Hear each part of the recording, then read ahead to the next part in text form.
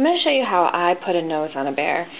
First, I start by pulling out all the fur around the muzzle that I want to take off. And I do that with my needle nose pliers. The needle nose that I use to pull out fur, I only use to pull out fur. I don't turn joints or anything else with them. They're really flat, and when I push them together, there's no space in between there. They're really sharp. And so it makes it easy for pulling out fur. When I go to a store and I'm looking for a good pair of needle nose, the test that I do is I see if I can pull out a hair on my hand. And if I can do that, I know it's going to work well for bears. Once I have all the fur around the muzzle pulled off,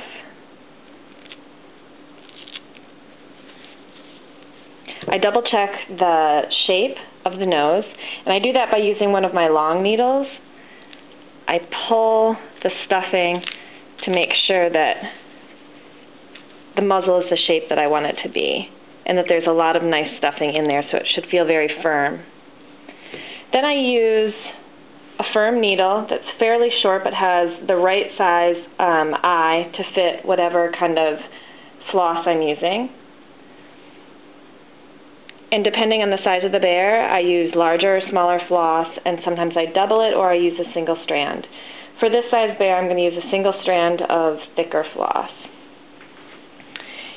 I start out with a small knot at one end of my thread, and I go in at the seam of the head where it's going to be hidden by an ear. And I push that all the way through, if I don't lose it first. And I come out anywhere.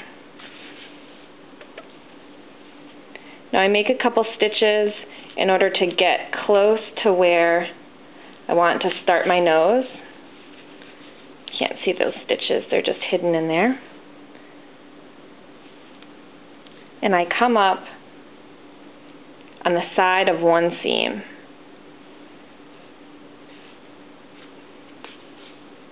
Pull that through. I've got a little thread here that I can tell is loose, so I'm just going to clip that off. Now I go across, laying my thread across the top of the nose, and I go in where I want my stitches to be. And I come up right under that first point, so I've made one stitch. I continue doing that, and I make it into a V. This happens pretty quickly for me because I know the shape that I want my nose to be, and I've done it so many times. But I recommend for people who are starting out to either cut a piece of felt and lay it onto the nose, move that around, see what sort of shapes you like. You can do vertical or horizontal stitches.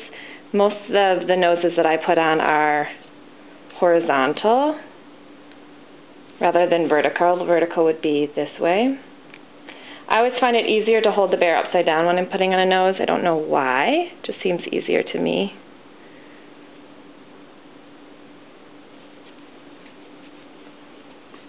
And then I come up, once I get down to the very point, I come up right in the middle of my seam.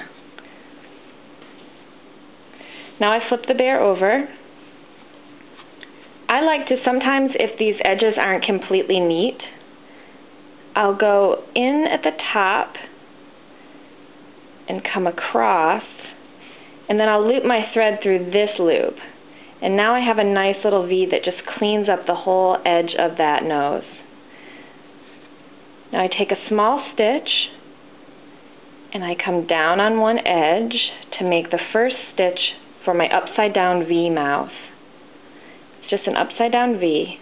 I go through this loop, and now there's your first stitch. I pull that tight, and I go back down and make another one.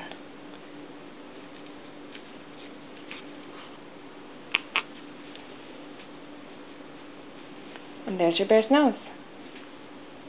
Now you can clip that thread.